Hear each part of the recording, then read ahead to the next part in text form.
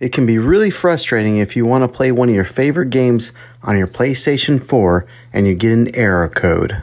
In today's tech video, I'm going to show you how to fix a PlayStation 4 error code that comes up as E-82000138.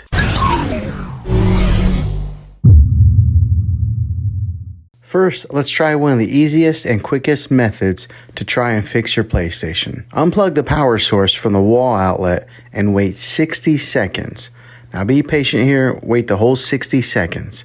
This is very different from powering down your PlayStation, so make sure that you try this method. If it works, great. If not, then let's move on to the next method. Second, let's make sure that you're getting internet to your PlayStation. So let's do a quick reset of the Wi-Fi. Find your router that is giving you internet and unplug that for 60 seconds and then plug it back in. When it reconnects, check your PlayStation then. If it doesn't work, then let's go ahead and move on to the last method. Okay, for this particular error code, this is the kind of error that happens when you're entering a voucher code and your account wallet exceeds the limit of $150. So to fix this, try redeeming the code when the balance in your account is not exceeding this limit of $150. Well, hopefully this video was helpful for you. If it was, go ahead and click a thumbs up on it.